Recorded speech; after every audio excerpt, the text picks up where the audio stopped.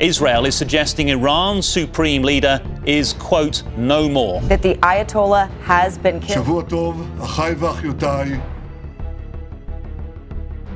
የተፈራው ሲደርስ ዕለቱ መላው ዓለም ትንፋሹን አፍኖ ያለበት ቀን ሆኖ በታሪክ መመዝገቡ እንዳለ ሆኖ በመካከለኛው ምስራቅ ቀጣና ለ37 ዓመታት ያህል እንደ ብረት በጠነከረ ስልጣን ነግሶ የቆየው የአያቶላህ አሊ ሆሚኒ ሕይወት በእስራኤልና አሜሪካ ጥምር የአየር ጥቃት ማለፉን የሚጠቁሙ መረጃዎች በድንገት መውጣታቸው የመልክዓ ፖለቲካውን ካርታ መቀየሩን አይቀር የሚያደርገው ይመስላል። ይህ ክስተት የአንድ መሪ ህልፈት ብቻ ሳይሆን ከቴህራን እስከ ቤሩት ከጋዛ እስከ ሰንዓ የተዘረጋው የተቃውሞ ዘንግ አክሲስ ኦፍ ሬዚስተንስ ዋና የጀርባ አጥንት የተሰበሩበት ታሪካዊ ክስተት መሆኑ ትርጉሙን ያገዝፈዋል። የእስራኤሉ ጠቅላይ ሚኒስትር ቤንያሚን ኔታንያሁ አምባገነኑ ከእንግዲህ የለም በሚል ድል አድራጊነት ቢናገሩም በቴህራን በኩል ግን ሁኔታው የስነ ልቦና ጦርነት ተብሎ እየተፈረጀ ነው። ሆኖም በሳተላይት ምስሎች የታገዘውና የአሊ ሆሚኒ መኖሪያ ግቢ የፈራረሰበት መረጃ የኢራን መንፈሳዊ መሪ ጣፈንታ ምን እንደሆነ ለዓለም ግልጽ ፍንጭ የሰጠ ሆኗል። ይህ የግድያ ዜና በመላው የሺዓው ዓለም ከፍተኛ የሐዘንና የቁጣ ማዕበል የቀሰቀሰ ሲሆን በምዕራባውያን ዘንድ ደግሞ የአንድ ዘመን ማክተሚያ ኩርባ ተደርጎ ተወስዷል። የአሊ ሆሚኒ ስልጣን በኢራን መንፈሳዊ ወታደራዊና ማህበራዊ ህይወት ውስጥ የነበረው ስር የሰደደ ስፍራ በዚህ መልክ መገደላቸው የሚፈጥረው ክፍተት በቀላሉ ሊሞላ የማይችል መሆኑን አመላካች ነው። መገናኛ ብዙሃን እንደዘገቡት ከሆነ ግን የእርሳቸው መኖሪያ ግቢ በፍርስራሽ መከበቡና አስከሬናቸው መገኘቱ የኢራን መንግስት መሪያችን በህይወት አሉ በማለት የሚሰጠውን መግለጫ ጥያቄ ውስጥ ከቶታል። ይህ ተቃርኖ በቴህራን ጎዳናዎች ላይ የሚታየውን ውጥረትና የህዝቡን ጭንቀትም በእጅጉ ከፍ አድርጎታል። ዛሬ ኢራን በሁለት አጣብቂኝ ውስጥ ትገኛለች። በአንድ በኩል የታላቁ መሪዋን መገደል በኦፊሴል ማረጋገጥ፣ በሌላ በኩል ደግሞ የስልጣን ሽግግር ቀውሱ ሳይበረታባትና ሀገሪቱ ወደማያልቅ የእርስ በርስ ጦርነት ሳታመራ መረጋጋትን መፍጠር። ዓለም አቀፍ ማህበረሰቡም በስጋት አይን ነገሩን እየተመለከተው ነው። የአሊ ሆሚኒ ሞት ለመካከለኛው ምስራቅ እውን ሰላምን ያመጣል ወይስ የተለኮሰውን ቀጣናዊ ጦርነት ይበልጥ ያባብሰዋል የሚለው ጥያቄም ታላቅ የፖለቲካ እንቆቅልሽ ሆኖ ቀጥሏል። ተጠባቂው ስጋት አሁን እውን ሆኗል። ሞገደኛዋ የኔታንያሁ ሀገር የሙሉ ጦርነቱን ጅማሮ የመጀመሪያ በተን ተጭናለች። ወታደራዊ ስፍራዎች ላይ ያነጣጠሩ ጥቃቶችን በመፈጸም ለኒውክሌር መርሃ ግብሮች ውድመት ምክንያት ሆናለች። በአካባቢው በመጪዎቹ ጊዜያት በቀላሉ የማይበርድ ሰፊ ወታደራዊ ግጭት የመጀመሩ ቀዳሚው እርምጃ ተደርጎ ተወስዷል። በቀጠናው ፍራቻና ሽኩቻው ተበራክቷል። ቴህራንም አትጠራጠሩ ጠንካራ ምላሽ ይሰጣለሁ ብላ ቃሏን ለመስጠት ሰዓታት አልወሰደባትም። በእርግጥም ኢራን የደረሰባትን ጥቃት እንደወትሮው ብድር በመመላለስ ብቻ እጇን አጣጥፋ የምትቀመጥበት አይመስልም። እንዲህ ያለው በእስራኤልና ኢራን መካከል የሚፈጠር ግጭት እንኳንስ ወደ ሙሉ ጦርነት የሚገባበት እድል ተፈጥሮ አሁን ባለበት ደረጃ ሳይቀር በተቀረው ዓለም ላይ የሚኖረው ተጽዕኖ ቀላል አለመሆኑ ዓለም ነገሩን ባንክሮ እንዲከታተለው ምክንያት ሆኖታል። ሁነቱ ውጤቱንም በቶሎ አሳይቷል። በዘመናዊው የጂኦፖለቲካ ዓለም እንደ መካከለኛው ምስራቅ የቀውሶች ማዕከል ስፍራን ማግኘት አዳጋች ነው። በአሜሪካና ኢራን መካከል ያለው ለዓመታት የዘለቀ ቁርሾም አሁን ላይ ከዲፕሎማሲያዊ ንግግሮች ወጥቶ ወደ ወታደራዊ የጡንቻ መለካኪያ ምዕራፍ ተሸጋግሯል። ዋሽንግተን ቴህራን ላይ የአየር ላይ ጥቃት በመፈጸም የቴክኖሎጂ የበላይነቷን ለማሳየት ብትፈልግም በዋሽንግተን ወታደራዊ መኮንኖች ዘንድ ግን ጥቃት መሰንዘር እውን ድልን ያረጋግጣል ወይ የሚል ከበድ ያለ ጥያቄ እየተስተጋባ ነው። ይህንን ጥያቄ ለመመለስ የመካከለኛው ምስራቅ ልዩ ኦፕሬሽኖች ኃላፊ የሆኑት አሜሪካዊው ጀነራል ዳን ኬይን የሰጡት ትንታኔ ደግሞ ብዙዎችን ያስገረመና ምናልባትም ጦርነት ጠማቂዎችን ተስፋ ያስቆረጠ ሆኗል። እንደ ጀነራሉ ገለጻ የኢራን ጉዳይ በታሪክ እንደታዩት አጫጭር ወታደራዊ ዘመቻዎች በአንድ ጀንበር የሚጠናቀቅ ክስተት አይደለም። ይልቁንም መሬት ላይ ያለው እውነታ የኢራን የተራቀቀ የመከላከያ ስልትና የዓለም አቀፍ ኃይላት አሰላለፍ ጦርነቱን ወደማይታወቅ አዘቅጥ ሊወስደው እንደሚችል ያስጠነቅቃሉ።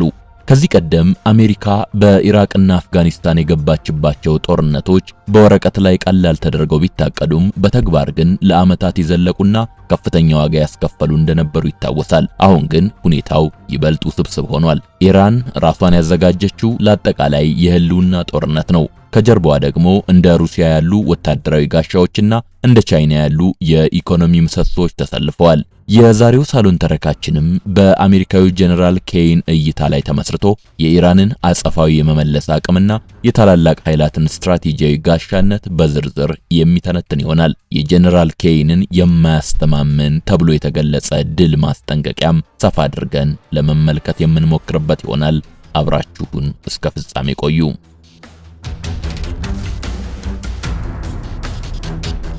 አፍሪካ ህብረት አቅራቢያ የምስራቅ አፍሪካ ግዙፉ እስላማዊ ማዕከል አልነጃሺ ፊት ለፊት የመኖሪያ አፓርትመንቶች በ30 በመቶ ቅናሽ ቀርበዋል። በ69 ካሬ ላይ ያረፈ ባለ 1 መኝታ በ5.5 ሚሊዮን ብር ታገኛላችሁ። 82 ካሬ ባለ 2 መኝታ በ6.6 ሚሊዮን ብር ይሸጣል። 90 ካሬ ያለው ባለ 2 መኝታ ቤት ዋጋ 7.2 ሚሊዮን ብር ነው። ባለ 3 መኝታ መኖሪያ በ126 ካሬ ላይ ተሰርቶ በ10.1 ሚሊዮን ብር ቀርቧል። ሱቅም ከፈለጋ በ3.9 ሚሊዮን ብር አጠቃላይ ክፍያ የራሳችሁ አድርጉ። ቅድመ ክፍያው 900 ሺህ ብር። ይህ ቅናሽ ለጥቂት ቀናት ብቻ ይቆያል። በ0944 20 15 54 እና በ0937 17 80 53 ይደውሉ። በዘመናዊው ወታደራዊ ሳይንስ የአየር ላይ የበላይነትን መያዝ የጦርነትን ግማሽ ድል እንደመቀዳጀት ይቆጠራል። ይሁን እንጂ አሜሪካዊ ጀነራል ዳን ኬይን ባስተላለፉት መልእክት ያሰመሩበት ሁነኛው ነጥብ ይሄው የቴክኖሎጂ ብቃት መሬት ካለው እውነታ ጋር ሲጋጭ የሚፈጠረውን ክፍተት ነው። ኢራን ባለፉት 10 ዓመታት የአሜሪካን የአየር ጥቃት ስጋት ግምት ውስጥ በማስገባት ስትራቴጂያዊ ተቋሞቿን ከመሬት በታች የመገንባት ስልትን ተከትላለች። እነዚህ ተቋማት በተራራ ውስጥ በመቶዎች የሚቆጠሩ ሜትሮች ጥልቀት ላይ የተቆፈሩና በጠንካራ ኮንክሪት የታጠሩ ናቸው። ጀነራል ኬይን እንደሚሉት ምንም እንኳን አሜሪካ ባንከር በስተር ቦምቦች ቢኖሯትም በአንድ ወይም በሁለት ዙር ጥቃት የእነዚህን ተቋማት አጠቃላይ አገልግሎት ሙሉ በሙሉ ማውደም አዳጋች ነው። የቴክኖሎጂ የበላይነት በአየር ላይ ቢኖርም የኢራን መልክዓ ምድራዊ አቀማመጥና የመከላከል ስልት ግን ያንን የበላይነት ዋጋ ቢስ ሊያደርገው ይችላል። ከዚህም በተጨማሪ የመሬት ላይ እውነታ ሲባል የኢራንን አጸፋዊ የመመለስ አቅምንም ይጨምራል። ቴክኖሎጂው ጥቃቱን ሊያደርስ ይችላል እንጂ ጥቃቱ ካረፈ በኋላ የሚከተለውን ፖለቲካዊና ወታደራዊ ምላሽ መቆጣጠር አይችልም። ኢራን ያሏት በሺዎች የሚቆጠሩ ተንቀሳቃሽ የሚሳኤል ማስወንጨፊያዎች በየሸለቆውና በየዋሻው ተደብቀው የሚገኙ በመሆናቸው አሜሪካ ሁሉንም በአንድ ጊዜ ጠራርጎ ለማጥፋት የሚያስችል የአስማት በትር የላትም። በመሆኑም ጀነራል ኬይን ለፖሊሲ አውጪዎች ለማሳሰብ የሞከሩት ትልቁ እውነት ቴክኖሎጂ ጠላትን ሊቀጣ ይችላል እንጂ ጠላትን የግድ እጅ እንዲሰጥ አያደርገውም የሚለውን ነው። የአየር ላይ ጥቃቱ የኢራንን የኒውክሌር ጉዞ ለተወሰነ ጊዜ ሊያዘገየው ቢችልም የሀገሪቱን ብሔራዊ ስሜት በማነሳሳትና የቀጣናዊ ጦርነት ፍላጎትን በመቀስቀስ አሜሪካን ወደማትወጣው የጦርነት አዘቅት ውስጥ ሊከታት ይችላል። ይህ ደግሞ በወረቀት ላይ ካለው የቴክኖሎጂ ስሌት ይልቅ መሬት ላይ ያለው ውስብስብ ወታደራዊ ስልት እጅግ ከባድ መሆኑን ያሳያል። በጀነራል ኬይን ትንታኔ ውስጥ ትልቁን ስጋት የሚደቅነው ኢራን ተከትላ የምትወስደው አጸፋዊ እርምጃም ነው። ዘገባዎች እንደሚያመለክቱትም ኢራን በአየር ኃይል ረገድ ከአሜሪካ ጋር አቻ መሆን ባትችልም የጦርነቱን መልክ ግን ለሷ በሚመች መንገድ የመቀየር ከፍተኛ አቅም አላት። ይህ አቅም ደግሞ በሁለት ዋና ዋና ዘርፎች የሚገለጥ ነው። የቀጠናዊ አጋሮቿ የእሳት ቀለበትና የዓለም አቀፍ ኃይላት ጋሻነት።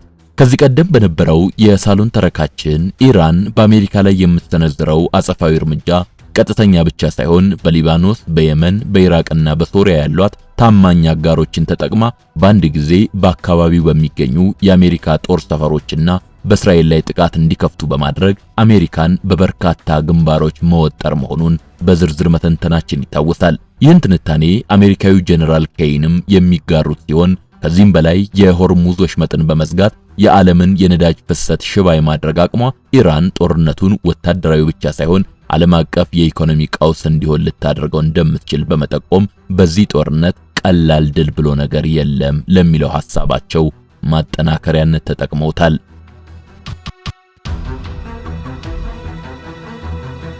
ከዚህም በላይ ግን አሜሪካ በኢራን ላይ የምትሰነዝረው ማንኛውም ወታደራዊ ጥቃት በሁለት ሀገራት መካከል የሚደረግ ፍጥጫ ተደርጎ ሊወሰድ የማይችልበት ሌላም ምክንያት አለ። ይልቁንም በዩክሬን ጦርነት ሳቢያ በዓለም አቀፍ ደረጃ የተፈጠረው አዲስ የኃይል አሰላለፍ ኢራንን የሩሲያ ቀይ መስመርና ስትራቴጂያዊ አጋር አድርጓታል። ጀነራል ኬይን ቀላል ድል የለም ሲሉም ዋሽንግተን ከቴህራን ባሻገር ከሞስኮ የሚሰነዘረውን የቴክኖሎጂና የስለላ ጋሻ ግምት ውስጥ በማስገባት ነው። በጦርነት ውስጥ ትልቁ መሳሪያ መረጃ ነው። ሩሲያ በመካከለኛው ምስራቅና በዓለም ዙሪያ ያሏት የስለላ ሳተላይቶች የአሜሪካን የጦር መርከቦችና የአውሮፕላን ተሸካሚዎች እንቅስቃሴ በቅጽበት የመከታተል አቅም አላቸው። ጀነራል ኬይን እንደሚሰጉት ሩሲያ ይህንን መረጃ ለኢራን የምታጋራ ከሆነ ኢራን አጸፋዊ እርምጃ ለመውሰድ ወይም ስትራቴጂያዊ ተቋሞቿን ይበልጥ ለመደበቅ በቂ ጊዜ ታገኛለች። ይህ የመረጃ ጋሻ አሜሪካን በጨለማ ውስጥ እንድትዋጋ፣ ኢራንን ግን የጠላቷን እርምጃ አስቀድማ እንድታውቅ ያደርጋታል። ሩሲያ በዓለም ላይ ካሉት እጅግ የረቀቁ የሳይበር ጦርነት አቅሞች አንዱ ባለቤትም ናት። ሩሲያ የአሜሪካን የመገናኛ ዘዴዎችና የሚሳኤል መቆጣጠሪያ ሲስተሞች በኤሌክትሮኒክስ ጣልቃ ገብነት ለማዳከም ልትሞክር ትችላለች። ይህ ደግሞ የአሜሪካ ቦምቦች በትክክለኛ ኢላማቸው ላይ እንዳያርፉ ወይም የሰው አልባ አውሮፕላኖች ቁጥጥር እንዲያጡ ሊያደርግ ይችላል። ሩሲያ ይህን የምታደርገው ቀጥተኛ ጦርነት ውስጥ ሳትገባ ከመጋረጃ ጀርባ ሆና በመሆኑ አሜሪካ አጸፋ ለመመለስ የምትቸገርበትን ሁኔታም ይፈጥራል። ኢራን ለሩሲያ በዩክሬን ጦርነት ለምታቀርበው ድሮን በምላሹ የሩሲያን እጅግ ዘመናዊ ኤስዩ-35 ተዋጊ ጀቶች እንድታገኝ በር ከፍቶላታል። እነዚህ ጀቶች የኢራንን አሮጌ አየር ኃይል ወደ ዘመናዊና አደገኛ ኃይል ይቀይሩታል። ጀነራል ኬን እንደሚረዱት አሜሪካውያን አብራሪዎች በኢራን ሰማይ ላይ የሚገጥሟቸው የቴህራንን አብራሪዎች ብቻ ሳይሆን የሩሲያን የጦር መሳሪያ ጥበብና ምናልባትም የሞስኮን ስትራቴጂያዊ ምክር ጭምር ነው። በጀነራል ዳንኬን ትንታኔ ውስጥ ሌላኛው ወሳኝ ነጥብ አሜሪካ በኢራን ላይ የምትሰነዝረው ጥቃት የዓለምን ሁለተኛ ግዙፍ ኢኮኖሚ የቻይናን ብሔራዊ ጥቅም በቀጥታ የሚነካ መሆኑ ነው። ቻይና ለኢራን ዝም ብላ የምትመለከት ጎረቤት ሳትሆን የሀገሪቱ የኢኮኖሚ ህልውና መሰረትና በዓለም አቀፍ መድረክ ዋነኛ ዲፕሎማሲያዊ ደጋፊ ናት። ይህንን የቻይና ምሰሶ በዝርዝር ስንመለከተው የሚከተሉትን ነጥቦች ይዞ እናገኘዋለን። ለቻይና ግዙፍ የኢንዱስትሪ ማሽኖች ኢራን ወሳኝ የነዳጅ ምንጭ ናት። አሜሪካ በኢራን ላይ የምትሰነዝረው ማንኛውም ጥቃት የነዳጅ ማምረቻ ተቋማትን ወይም የሆርሙዝ ወሽመጥን አደጋ ላይ የሚጥል ከሆነ ቻይና በቀጥታ የኢነርጂ ቀውስ ውስጥ ትገባለች። ጀነራል ኬን እንደሚረዱት ቻይና የኢነርጂ ዋስትናዋ ሲደፈር ዝም ብላ አትቀመጥም። ቤጂንግ ከኢራን ጋር የፈረመችው የ25 ዓመታት ስትራቴጂያዊ የኢኮኖሚ ስምምነት በቢሊዮን የሚቆጠር ዶላር በኢራን መሰረተ ልማት ላይ እንዲፈስ ያስችላታል። ይህ ኢንቨስትመንት አደጋ ላይ ሲወድቅ ቻይና አሜሪካን በኢኮኖሚና ዲፕሎማሲ የምትቀጣበትን አንዳች መንገድ ትፈልጋለች። በተባበሩት መንግስታት የጸጥታው ምክር ቤት ቻይና የቬቶ ፓወር መብቷን በመጠቀም በኢራን ላይ የሚጣሉ ተጨማሪ ማዕቀቦችን ወይም ወታደራዊ ድጋፍ ያላቸውን የውሳኔ ሐሳቦች ስታከሽፍ ቆይታለች። አሜሪካ በኢራን ላይ የምትወስደው ወታደራዊ እርምጃ ዓለም አቀፍ ድጋፍ እንዳያገኝ ቻይና ትልቅ እንቅፋት ትሆናለች። ይህ ደግሞ አሜሪካን በዓለም አቀፍ መድረክ ነጠላ አጥቂ ወይም ዩኒላተራል አክተር በማስመሰል ዲፕሎማሲያዊ ዋጋ እንድትከፍል ያደርጋታል። ጀነራል ኬን ይህንን የፖለቲካ ጫና ቀላልና አጭር ድልን ከሚያረቁ ምክንያቶች መካከል አንዱ አድርገው ይመለከቱታል።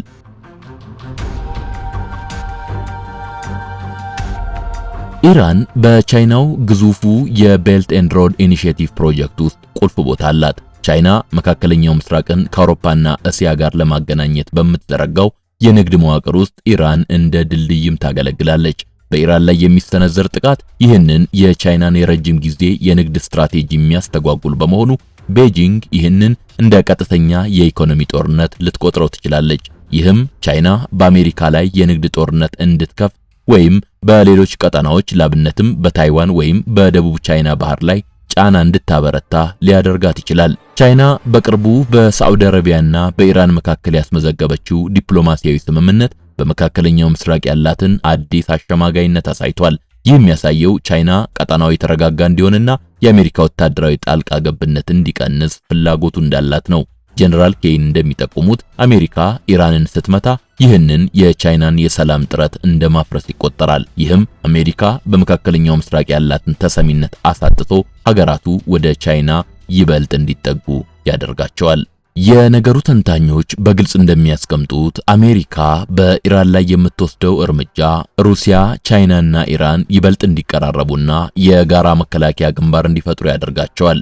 ይህ ሁኔታ ደግሞ ጦርነቱን ከመካከለኛው ምስራቅ አውጥቶ ወደ ሶስተኛው የዓለም ጦርነት ስጋት ሊቀይረው ይችላል። አሜሪካ በአንድ ጊዜ በዩክሬን ከሩሲያ ጋር፣ በታይዋን ከቻይና ጋር እንዲሁም በመካከለኛው ምስራቅ ከኢራን ጋር ፊት ለፊት ለመጋፈጥ የሚያስችል ወታደራዊና ኢኮኖሚያዊ አቅም ይኖራታል የሚለው የጀነራል ኬን ትልቁ ጥያቄ ነው። ቀደም ሲል የነበረው የኒውክሌር ስምምነት መፍረስ በሁለቱ ሀገራት መካከል የነበረውን ጥቂት የመተማመኛ ክር በጥሶታል። አሜሪካ ማዕቀቦችን እንደ ዋና መሳሪያ መጠቀሟ ኢራንን ወደ ድርድር ጠረጴዛ ከማምጣት ይልቅ ራሷን እንድታጠናክርና ወደ ምስራቁ ዓለም ሩሲያና ቻይና እንድትጠጋ አድርጓታል። ዲፕሎማሲ ሲዳከም ደግሞ ወታደራዊ ኃይል እንደ ብቸኛ ቋንቋ መወሰድ ይጀምራል። ይህ ደግሞ በሁለቱም ወገን ያሉ አመራሮችን ለጦርነት የሚገፋፋ ምክንያት እንዲያገኙ በር ከፍቷል።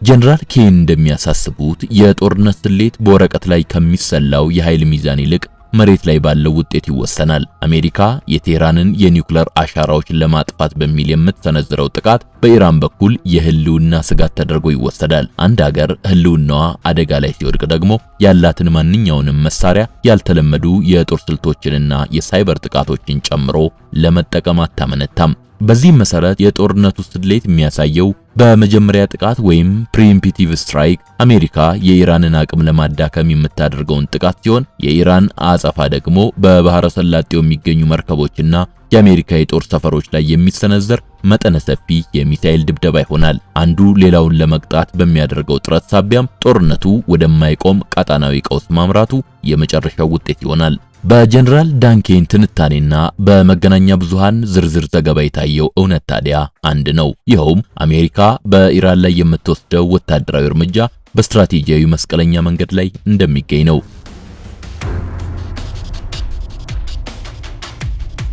እዚህ ጋር ነው እንግዲህ የመሪዎች ምርጫ ወሳኝ ሆኖ የሚመጣው። በዋሽንግተን ያሉ አንዳንድ ወገኖች የኢራንን የኒውክሌር ፕሮግራም በኃይል ማስቆም ብቸኛው አማራጭ እንደሆነ አሁንም ያምናሉ። ይሁን እንጂ ጀነራል ኬን እንደሚጠቁሙት ይህ የጦርነት ስሌት በታሪክ የታዩትንና ለአስርተ ዓመታት አሜሪካን ያቀለጡትን እንደ ኢራቅና አፍጋኒስታን ያሉ ማብቂያ የሌላቸው ጦርነቶችን ዳግም የመጋበዝ ዕድሉ ሰፊ ነው። የኢራን ወታደራዊ አቅም፣ የመልክዓ ምድራዊ አቀማመጥና የህዝቧ ብሔራዊ ስሜት ጦርነቱን ከቀላል የአየር ድብደባ ወጥቶ ወደ ረጅም የየብስ ፍጥጫ እንዲቀየር ያደርገዋል። በሌላ በኩል የዲፕሎማሲው መስመር ዝግ ይመስላል እንጂ ሙሉ በሙሉ አልተዘጋም። ጀነራል ኬን ቀላል ድል የለም ማለታቸውም በወታደራዊ አማራጭ ብቻ ግቡን መምታት እንደማይቻል ለፖለቲከኞች ማሳሰቢያ ለመስጠት አስበው ይመስላል።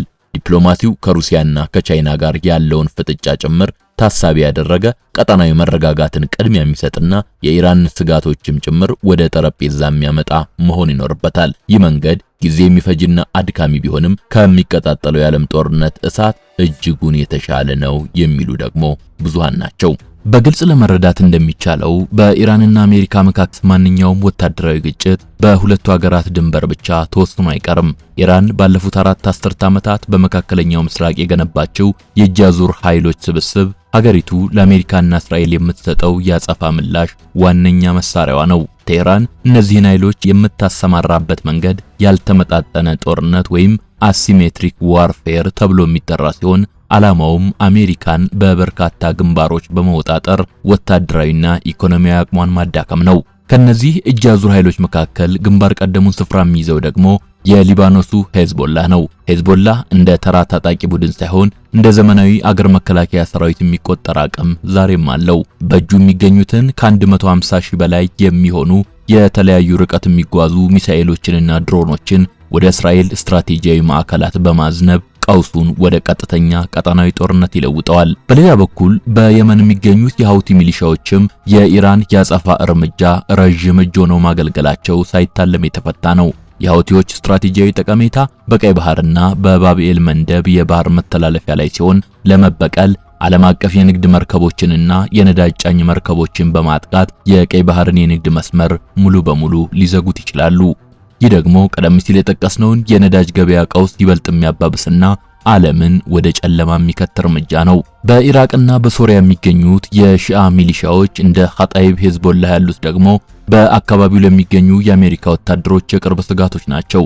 እነዚህ ቡድኖች በአሜሪካ የጦር ሰፈሮች ላይ ተደጋጋሚ የሮኬትና የድሮን ጥቃቶችን በመሰንዘር አሜሪካ ወታደሮቿን ከአካባቢው እንድታስወጣ ጫና ይፈጥራሉ።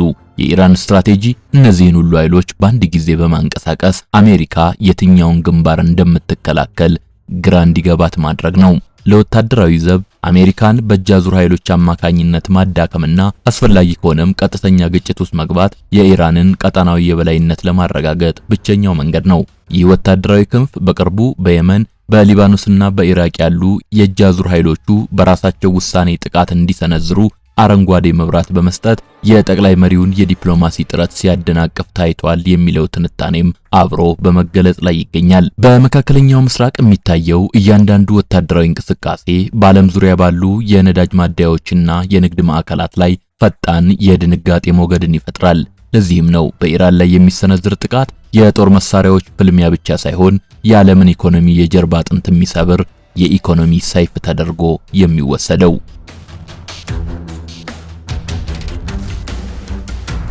የዚህ ስጋት ማዕከል ደግሞ የሆርሙዝ ሰርጥ ጠባብ የባህር መስመር ነው። ይህ መስመር በየቀኑ ከ20 ሚሊዮን በርሜል በላይ ድፍድፍ ነዳጅ የሚያልፍበት የዓለም ኢኮኖሚ የደም ስር ነው። ኢራን ይህንን መስመር ለመዝጋት የሚያስችል ወታደራዊ አቅምና የጂኦግራፊያዊ ብልጫ አላት። በመሆኑም ጥቃት ቢሰነዘርባት ቴህራን ይህንን የንግድ በር በመዝጋት ወይም መርከቦችን በማጥቃት የዓለምን የነዳጅ አቅርቦት በአንድ ጀንበር ልታቋርጠው ትችላለች። የኢኮኖሚ ባለሙያዎች እንደሚተነብዩትም እንዲህ ያለ ሁነት ቢከሰት የነዳጅ ዋጋ ካለበት ተነስቶ በሰዓታት ውስጥ ከ150 እስከ $200 ከፍ ሊል ይችላል። ይህ ደግሞ በዓለም ኢኮኖሚ ላይ የታወጀ የሞት ፍርድ እንደማለት ነው። በመጨረሻም መሪዎች ከፊታቸው የተጋረጡትን ሁለት ምርጫዎች ማመዛዘን የሚኖርባቸው መሆኑ ግልጽ ሆኖ ወጥቷል። የመጀመሪያው ጊዜያዊ የቴክኖሎጂ የበላይነትን ማሳየት፣ ነገር ግን ለረጅም ዓመታት ለሚዘልቅ ቀውስ፣ ለኢኮኖሚ ውድቀትና ለዓለም አቀፍ ኃይላት ፍጥጫ ራስን አሳልፎ መስጠት ሲሆን፣ ሁለተኛው ደግሞ የኃይል ሚዛኑን ጠብቆ አጋር ሀገራትን አስተባብሮና በድርድር አማካኝነት የጋራ መግባቢያ መፈለግ ነው። በአጠቃላይ የአሜሪካው ጀነራል ዳን ኬይን ትንታኔ የሚያሳየን አንድ መሰረታዊ እውነት አለ። ይኸውም በዘመናዊው ዓለም ወታደራዊ የበላይነት ብቻውን ለዘላቂ ሰላምም ሆነ ለተሟላ ድል ዋስትና ሊሆን እንደማይችል ነው። አሜሪካ በኢራን ላይ የምትሰነዝረው ማንኛውም ጥቃት በወረቀት ላይ ካለው ወታደራዊ ስሌት ይልቅ መሬት ላይ ካለው ውስብስብ ፖለቲካዊና የዓለም አቀፍ ኃይላት ፍላጎት ጋር ይጋጫል። ጀነራሉ ቀላል ድል የለም ሲሉም የጦርነትን አውዳሚነትና ውጤቱ የማይታወቅ መሆኑን ጠንቅቀው ስለተረዱ ይመስላል። ኢራን ያሏት የተበታተኑና ጥልቅ በሆኑ ተራሮች ውስጥ የተገነቡ የኒውክሌር ተቋማት፣ ከሩሲያና ቻይና የምታገኘው ስትራቴጂያዊ ድጋፍ እንዲሁም በቀጠናው ያሏት ታማኝ አጋሮች ጦርነቱን ወደማይቆም የቀውስ አዙሪት ውስጥ ሊቀይሩት ይችላሉ። ይህ ደግሞ አሜሪካን ለበርካታ ዓመታት የሚዘልቅና በቢሊዮኖች የሚቆጠር ዶላር የሚጨርስ አዲስ ማብቂያ የሌለው ጦርነት ውስጥ ሊከታት እንደሚችል በቂ የታሪክ ምስክርነት አለ። በመሆኑም መሪዎች ከፊታቸው የተደቀነውን ይህንን ታሪካዊ አጋጣሚ በጥንቃቄ ሊመረምሩት ይገባል የሚለው የገዛ አሜሪካውያኑም አስተያየት ሆኗል። ጀነራል ኬይን ያስተላለፉት ማስጠንቀቂያም ለወታደራዊ ስልት አውጪዎች ብቻ ሳይሆን ለፖለቲካ መሪዎች ጭምር ነው። በዓለም አቀፍ ደረጃ የሚፈለገውና የሚጠበቀውም በጥይት የሚመጣ ድል ሳይሆን በጥበብና በብልሃት የሚገኝ ዘላቂነት ያለው ሰላም ነው። አበቃን።